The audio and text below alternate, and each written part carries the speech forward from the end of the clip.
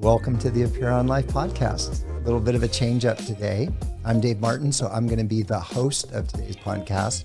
We kind of flipped the script here, Eitan. We're going to interview Eitan Gilber, who's currently the Director of Assessment and Training at Apeiron Life. And Eitan's like a Renaissance man. I've got to know him over the last 5 years, and husband, father, surfer, combat athlete, innovative thinker, athletic trainer.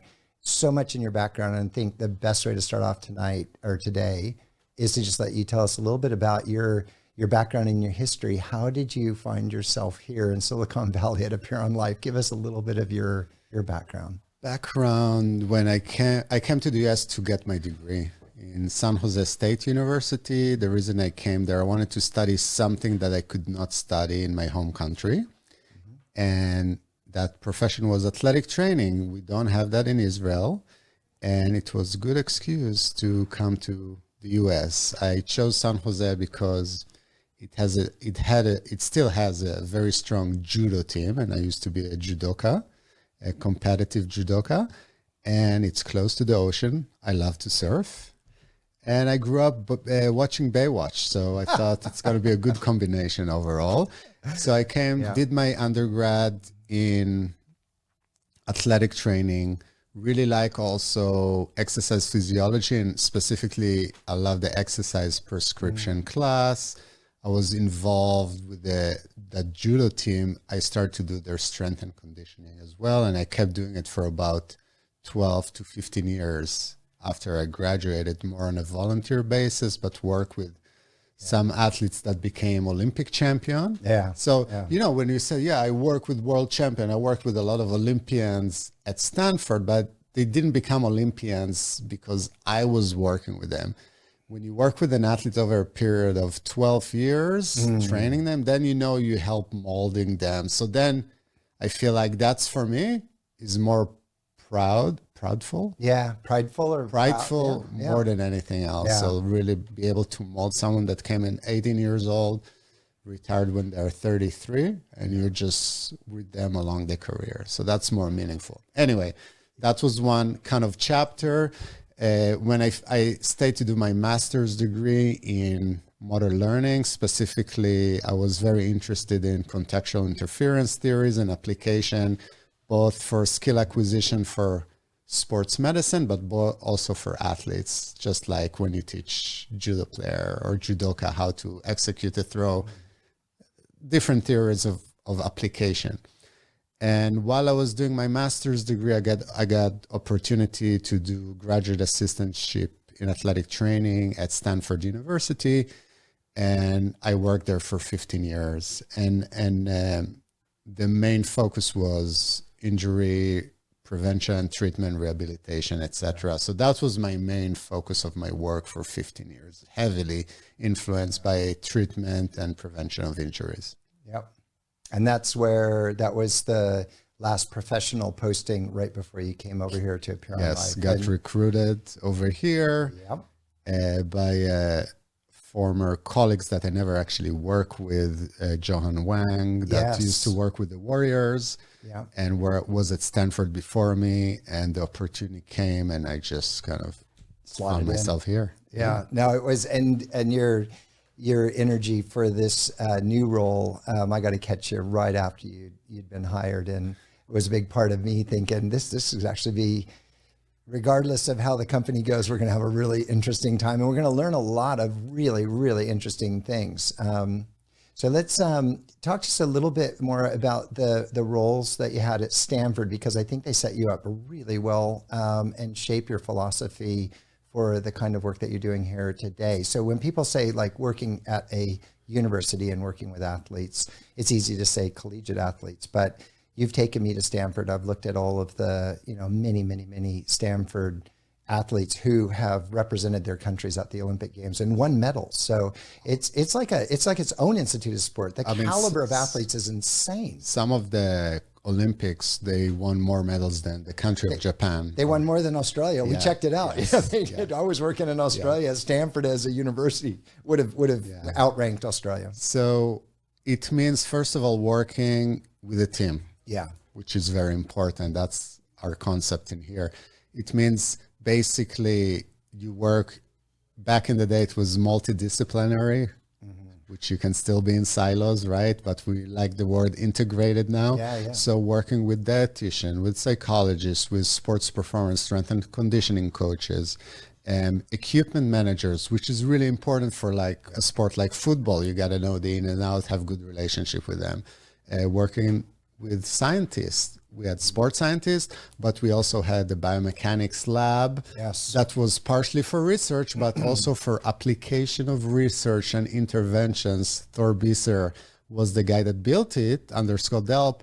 But when we first built it, we had athletes coming through, and we did all the women's volleyball team. We tested them and thought about intervention and talking about movement quality and quantity in a biomechanics lab, things along those lines. So all those things means that you got to take ownership, but you also have to be very collaborative in the approach. And you can just do ultrasound and an athlete all day long, but then you miss all the experience of being in an institution as good as Stanford. Take advantage of everything and start to peel all the layers of the onion and really like dive deep and try to learn through the journey.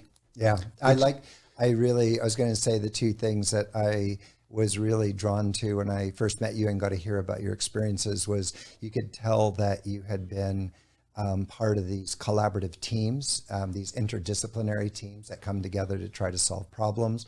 Elite athletes and some of these collegiate athletes that are well-resourced, they get that, but normal people don't get it. You get a strength coach, or you end up getting a dietitian, or you get a doctor, but it's just the way of the world. You might feel there might be a surgical team. If you get hurt really bad, there's an accident, in emergency, they tend to collaborate where everybody comes together. But this idea of bringing collaborative teams together for health and wellness themes, I just thought you're so well trained and experienced for that. And it's hard. It takes a lot of work and effort, yes. and sometimes you forget, and sometimes you didn't document the right way. So it's an effort. Yeah, it is. And I like the idea that Stanford is obviously a renowned university, but this idea that most athletes will have some medical support, and some athletes will have some conditioning support, and then there's always a coach. So there's like some coaches there. But that kind of third arm of having value add from all of the sciences, whether they be the sciences of movement, which we'll talk about today, but the sciences of body composition, the sciences of trying to take care of strategy. There's so many nuances that can come to the table to give athletes a competitive edge, to let them have a longer career. And I think by being in the middle of so many great thinkers at Stanford, you get that real rich environment to work with. Yes, and not only Stanford people, but a lot of visitors that came in, and we can talk about it because we're going to talk about movement quality. Yes. I'm going to talk about some of the people that influence me of how I think, because you cannot give, I cannot tell you, it's me. It's like the credit of other people. I'm on the shoulders of giants, like they like to say, right? I love that. I love it. Well, let's do it. Let's move in now to the theme. So today's theme, and the reason we kind of flipped the script a bit, because Eitan's been doing such a good job hosting different visitors. I think the last one you had was Condoleezza Rice. Not bad. Yeah. You're getting some damn good visitors in here to interview. But the theme that we're going to talk about today is movement quality. So let's, why don't we start by just maybe talk a little bit about health span domains at Apeiron Life, and why movement quality is one of these health span domains. So what does it mean? Is it basically mean how good can you move? Right. What does it mean through the decades of life? Is can I get up from the chair comfortably? Can I sit down comfortably? Can I bend over to tie my shoes comfortably? Right. Can I put my suitcase up in the airplane, or I need to do other things? Can I put my socks in the morning? Mm-hmm. Can I do all basic functions of daily living without having trouble? That's one thing. How well can I do that? Yeah. Okay, so that's very important. That involved mobility and stability. It's a combination of both. A lot of time people try to isolate them. I think that's some of the approach that we're doing. We try to isolate, but they're really integrated in our body. You know, when you grow up as a kid, you don't think, oh, mobility, stability. It happens organically. So sometimes as a clinician, we try to tease it out, but I think you got to look at it more as a pattern. So that's movement quality means more of a pattern of a movement versus isolated. So I'm going to talk about 3 different layers and where the movement quality fits. That sounds great. Okay? Yeah. Yep. For example, we have the orthopedic approach. This is more of a structure approach. I'm going to try to identify exactly what structure is damaged. Okay, so you have special tests, you have specific muscle tests, and you're going to try to tease out exactly what it is. This is more of a, it's not that, it's not that, it's not that, must be that. Let me confirm it. Yes, that's all the correct pattern of the pain. Most likely that's what it is. We can do imaging. That's it. Okay. Now, what do we know how to treat it? Okay, that's if it's a tendon, I know I need to load it that way. If it's a joint, maybe a little bit different, et cetera, et cetera. That's one approach. Another approach, which is more of the movement quality approach, will say, okay, let me take you through a body weight squat. See how you move. You lean forward. Let me give you hands now. Can you squat deeper? Oh, you can squat a little bit deeper. Look, I gave you some stability. You're doing great. Things like that. Okay, what kind of, oh, wow, let me tease up the ankle. Let's do knee to the wall. Okay, you don't have any ankle mobility, so that's why you cannot squat. So go joint by joint, but more through a movement pattern. I'm not trying to find, do you have like osteophyte in the joint that's going to limit it? See kind of like what we can work through from the way you move. So that you can do different movements. We're using one system that we like to use, but there are a lot of systems that you can apply. But the thing is like, let me take you through movement and see how you're doing. The other layer is sport-specific movement. So now I'm going to look at your golf swing and tell you what do I think is wrong with you, or what you can do to make your golf swing more efficient, or a punch. Okay, so that's more sport-specific assessment. I think you need to combine all of them together if you want to find a good solution. One can affect the other. Maybe because I move differently, I load the structure differently, and then you start to have a problem. Maybe because I have a little meniscal tear, my knees start to bow out, and when I squat, I move differently, okay? Maybe I can try to fix all those things, but when I look, you do a tennis serve, you completely don't utilize your thoracic rotation, and you just throw the ball differently or wrong, and that's why you have shoulder pain. So you got to look at all those layers and make sense of them. So I learned that kind of to look at things like that from Jenny McConnell. Okay. Anyone that studies sports medicine or physiotherapy would know her. Yeah. She was very known for her tape. They named McConnell tape after her for the patella. Yeah. But she has wealth of knowledge. She's PhD and she knows how to do MRI. We did a research on shoulders, intervention of tape on shoulders. Yeah. And I worked at that time with a tennis team.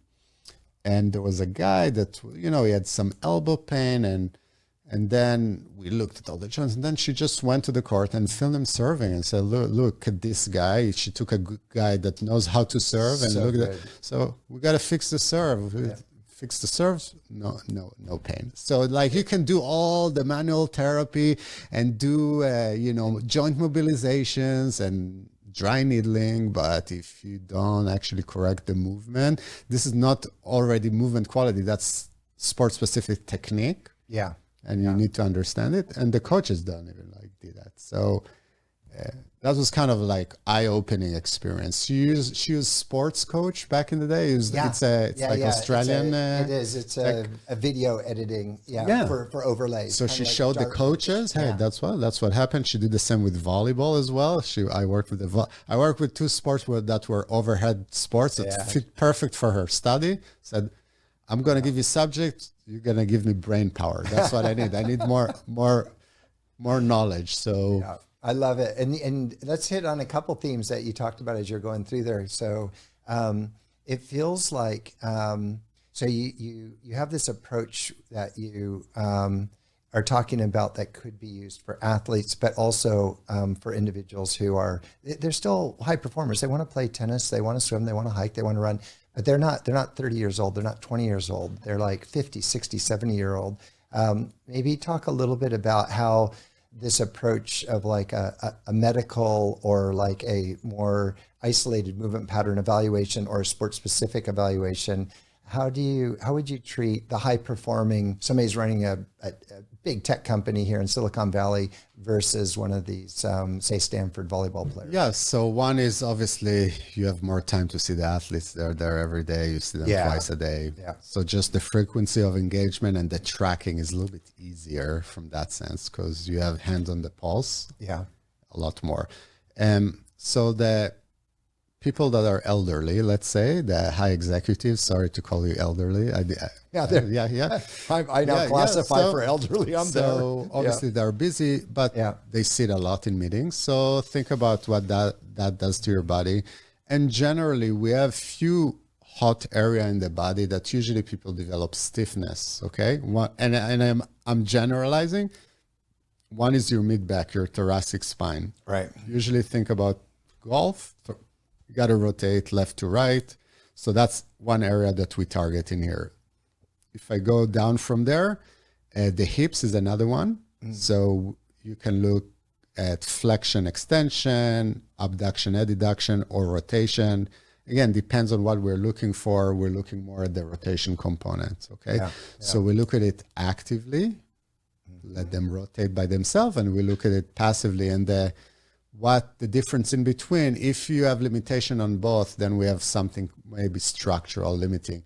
If passively you can take them and you have a lot of range, but then actively something doesn't work, it's a muscle recruitment issue. Then we know through intervention of activity, more exercise approach, they can benefit. If it's more of a structural thing, a lot of times I will defer to more manual therapy or maybe some other interventions that makes beyond sense. My scope. So that's very simple. The last body part is the ankles.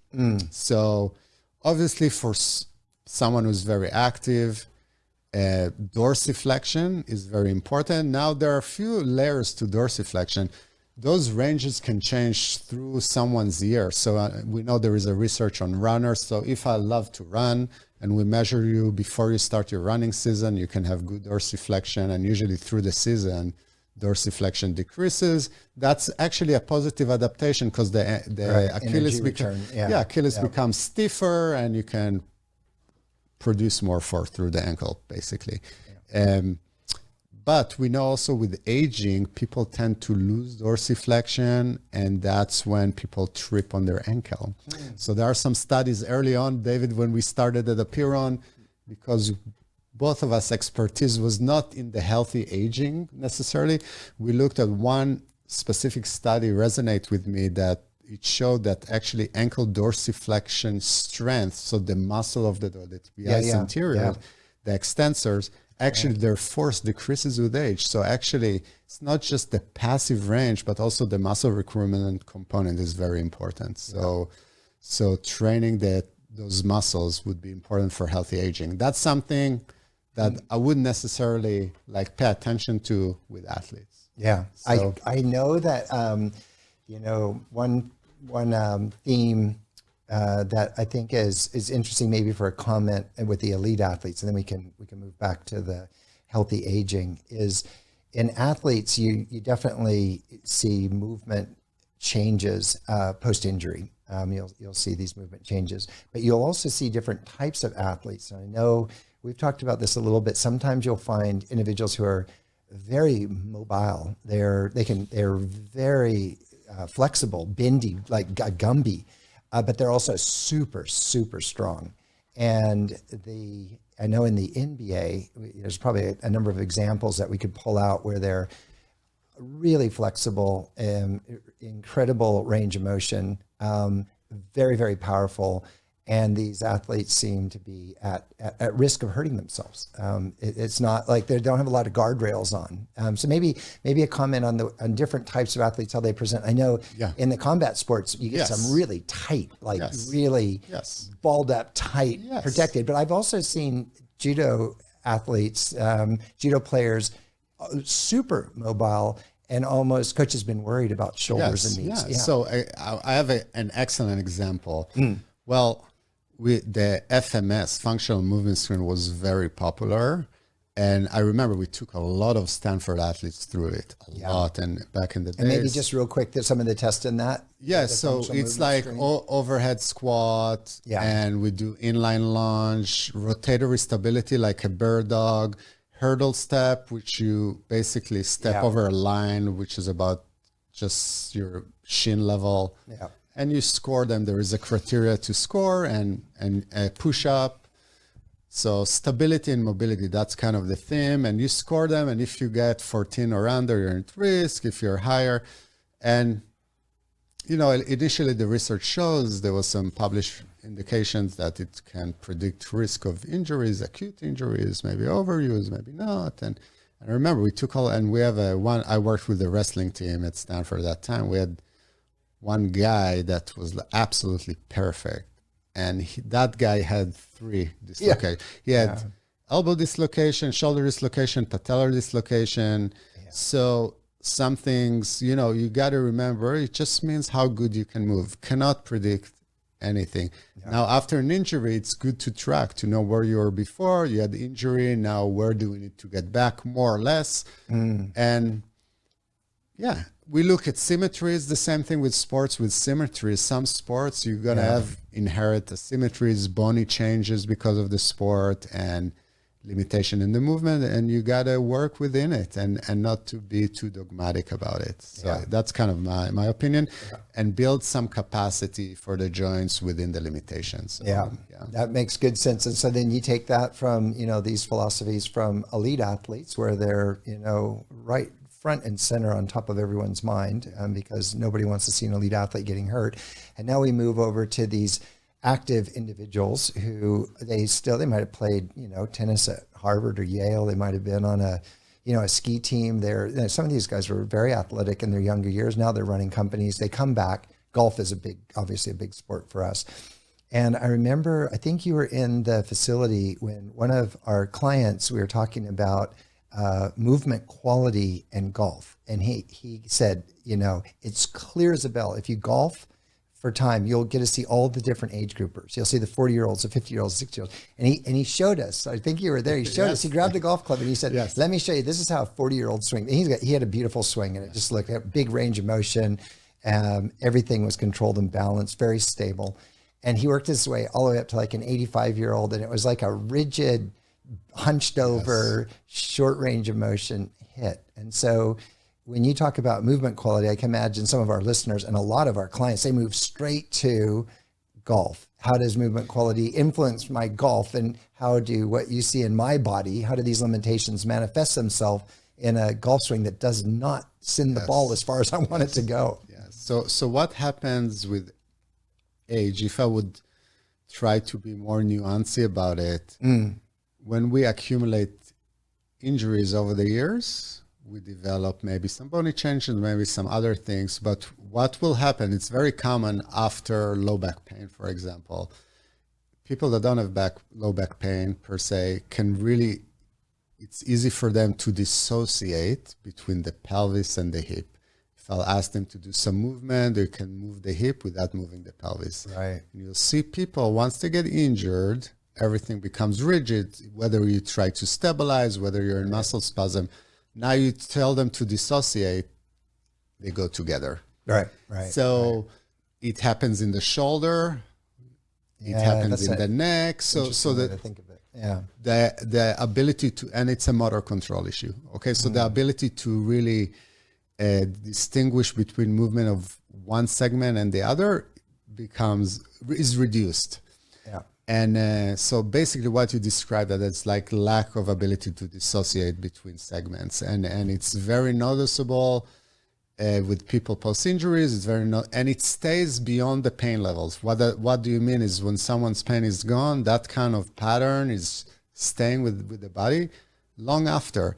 Right. And also muscle recruitment, which is really, for me, it's really, as a clinician, some people said that they can do it really well. Oh, you recruit your glute before your hamstring. Yeah. I used to be that guy. I'm very skeptical about those things now, but we know from EMG studies that faulty recruitment pattern stays in the body well beyond the time of the pain and injury onset, or recovery. So we need to do things to try to reset the body if possible. I don't know 100% to tell you that I can do that, but I can target it. Yeah. But so I can successfully do that. Let's put this kind of movement quality in context too, for like the tennis player, or trying to think of something else where they'd have a bit of range of motion. Obviously, golf is one. Yeah. These overhead sports are great because you just see people really trying to. So it's really interesting. Tennis players, for example. So we talked. There are some athletes. Basketball is one of them. Yeah. That are inherently a little bit stiffer in the lower body, but upper body, the tennis player, obviously the hitting arm, you have the more external rotation, a little bit limited internal rotation, and that's inherent from the sport in most cases. But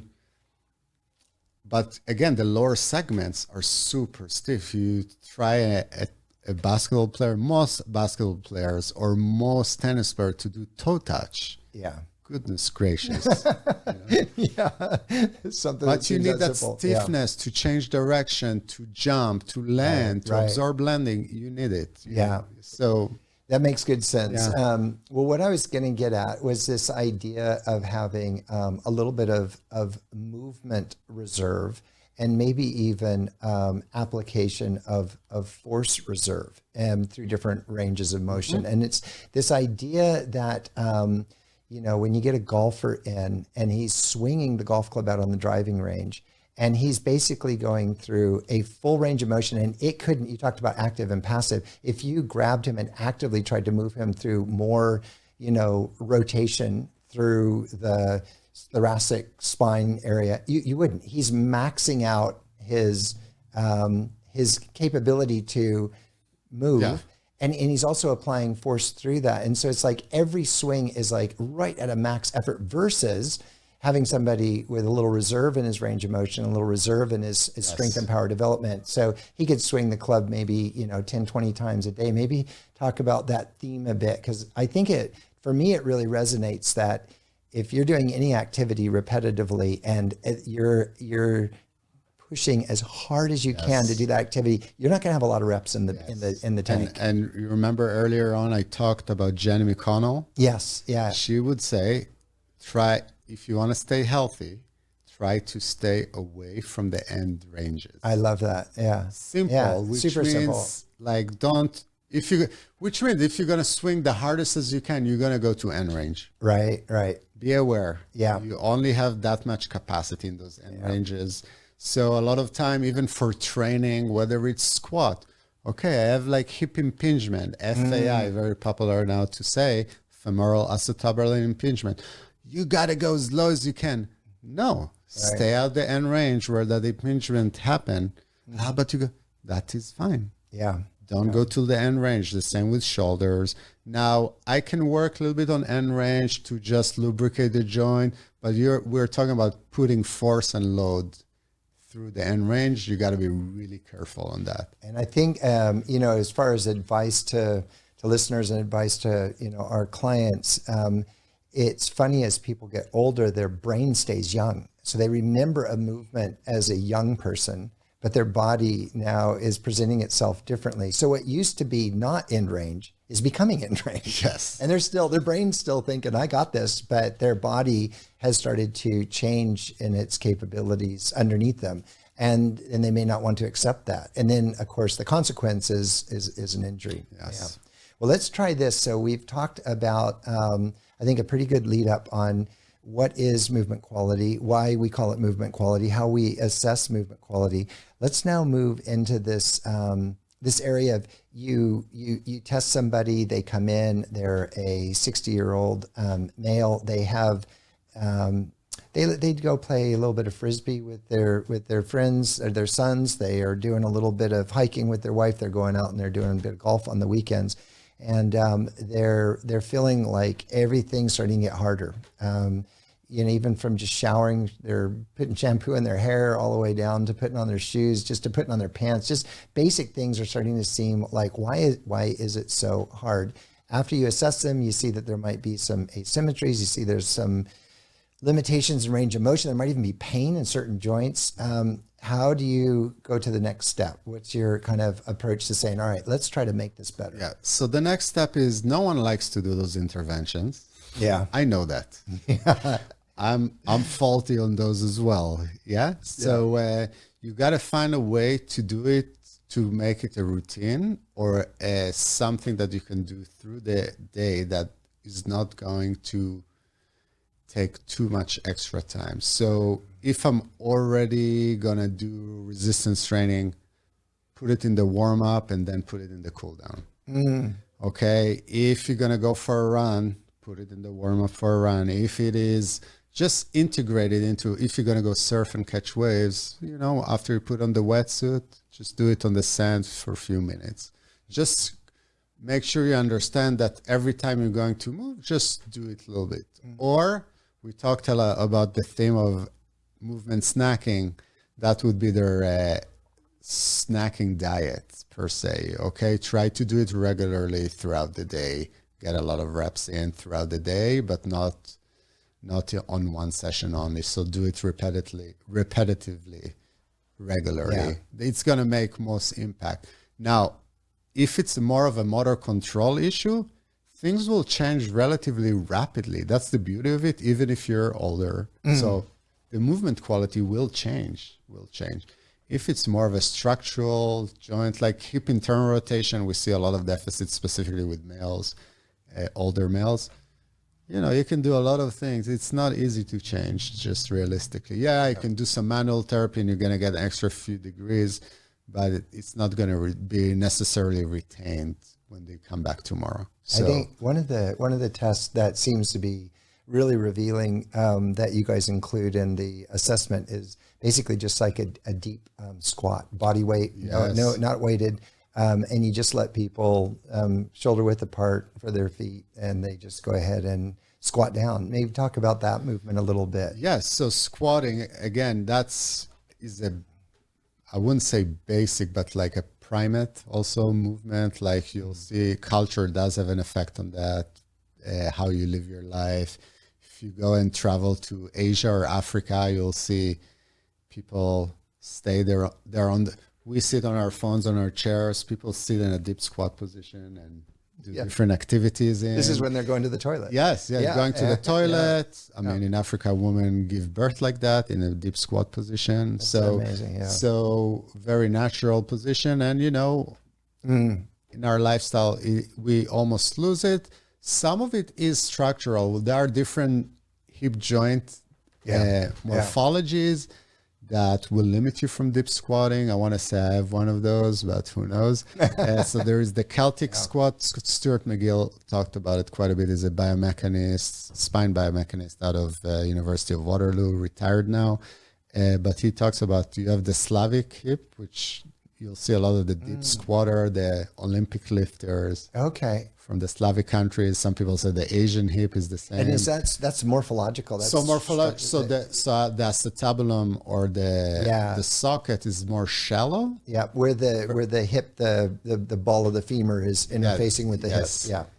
And the Celtic hip, the acetabulum or the socket is way deeper, so it's actually harder to get more flexion through it. Yeah. Right, So that's one way. Another way is also like, again, I can put you on a bed and bring your knee to your chest and tell you if you have that range. And if you cannot squat, you just don't know how to, and you can train it and work on your stability. And there are different strategies to get there. And some of it is also being overweight. We've seen people that came here and we did a deep squat and they couldn't squat down, whether their belly was on the way or their body distribution, their center of mass was too much forward, etc. And they lost weight. And here you go. And we have picture before and after. It's quite amazing. Yeah, that is. So it just shows that there's a lot of different factors that can influence. Then you have ankles, like we talked about the ankles. So is it the ankle that limits the squat? Then you raise the ankles and let them squat down. And if they can squat down, okay, we got to look at the ankles as well.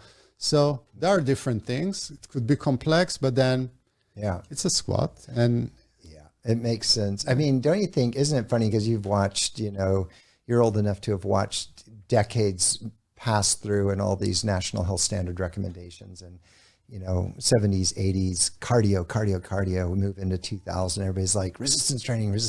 So, but isn't it funny how movement quality themes have really been like the poor cousin, haven't they? Like we don't really have national recommendations and standards for movement quality. I thought ACSM, it's more balanced. Yeah. The ACSM has some balance. You see a little bit of flexibility, a little bit of balance.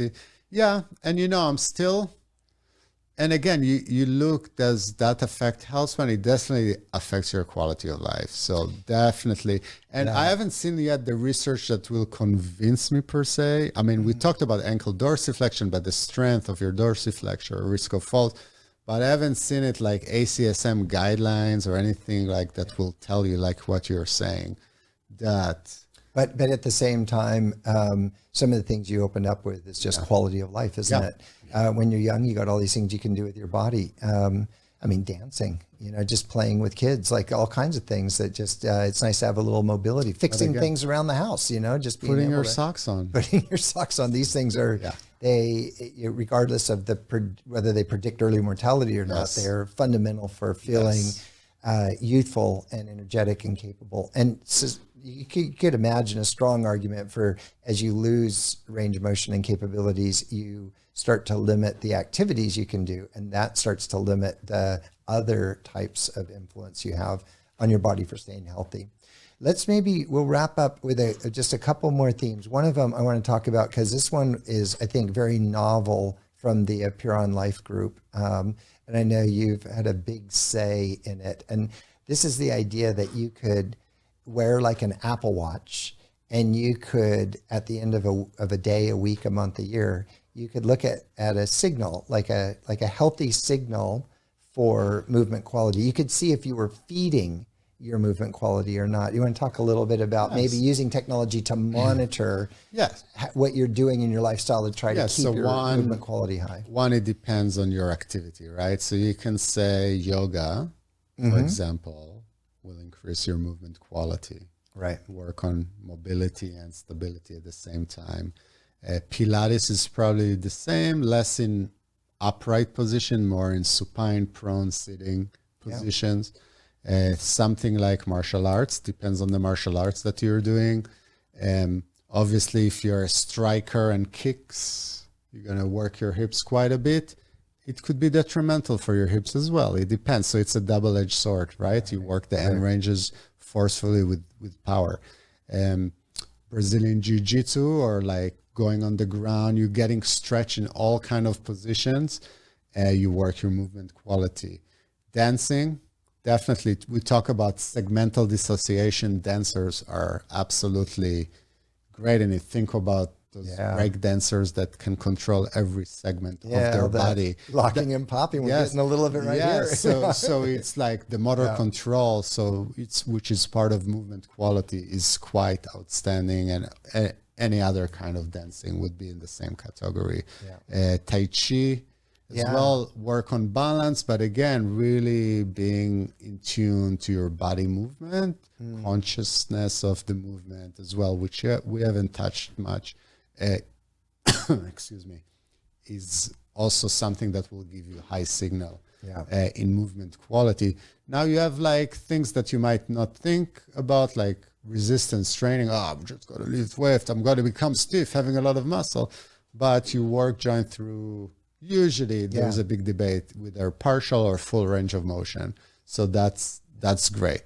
Something like running, cycling, probably if we want to talk movement quality, probably not going to give you the most signal. Okay, going to give you good aerobic fitness signal, but you're very uniplanar motion, repetitive, no movement variability. So yeah. It makes sense. Yeah. And if you thought about, say, maybe the 67-year-olds, if you could give them a little bit of a tip and say, one thing you really want to think about as you move into your 60s and 70s would be, this joint or this joint. Do you think it's completely individual, or is there kind of some trends where you'd say the same trend that I said, the ankles, the hips, and the mid back. Now, of course, some people might have stiff shoulders, but generally the shoulder, for example, is a very generally looser joint. People have more instabilities. Yeah, someone can have a frozen shoulder, then you've got to work on your mobility. Yeah. So that might be individual, but generally speaking, the same with your neck and the lower back need generally more stability. Also, you need mobility, of course, but generally speaking. Yeah, that makes sense. Yeah. Can you leave us with any examples of some older high performers that that impress you? Have you seen some 67-year-olds that give us all hope that we can stay high movement we see quality? On Instagram quite a bit, all kind of 100-year-old guys doing, I go out in Santa Cruz and just see the surfers. Some of them are way older than me, and they just rip on the wave. So talking about surfing and movement quality, the pop-up, bringing your hips up. You need really, really good movement quality to pop up on a board and surf. Don't think about it. But once you lose it, you know how difficult it is. That makes sense. So seeing the older surfers is definitely inspiring to me. I know I saw one, I came in one day and you had an individual and he was really chuffed. He was really excited with his hip mobility. And he said that you had helped him out tremendously. He goes, my hip mobility is a lot better. But as soon as he got a little bit confident and excited, he was proud of himself. You gave him some more. He said, but now he's got me working on some other things that I'm not so good at. I really like the dynamic warm-up that we do for athletes. We used to call it DROMs, dynamic range of motion. Like for track and field, you do knee to your chest, you stand on one leg and you do hip rotations, you do single leg deadlift, and you keep walking and moving while you're doing it. So for older adults in their 70s, early 80s, this is already part of their workout. But think about, you work their mobility, you work their balance at the same time. It's talking about bangs for your back. I take 15 to 20 minutes with that age group to do the dynamic warm-up. And I do the same. I'm sorry for those who likes variability. I do the same warm-up every time, because I can track their progress and they can feel the difference. If I change it every time, they don't know what's going on. It's called the mixer effect or the blender effect. We saw it once in an article. When you start to throw too many stimulus, you don't know what's going on with the system. The body is confused. You cannot see the adaptation. So with the warm-up, I do the same warm-up every time. I start with the ankles, knees, hips, mid-back, neck, shoulders. Every time. Really great audit of the body, isn't it? And I think you've done a great job of explaining that there's a lot of complexity in the concepts of movement quality, but they just underpin so many other aspects of health and well-being. And certainly, I think it's given me, without talking about the concept of movement quality, it's really easy to just forget it and just think, I just got to take care of my heart. I got to take care of my muscles. I got a busy life, that'll be good. But man, to just have a couple things in the week, a couple things in the month that focus on maintaining the movement quality you have, because it will, as you get older, you're going to start to lose it. So if you don't maintain it and work on it, it might fall away. Anything else you want to leave us with?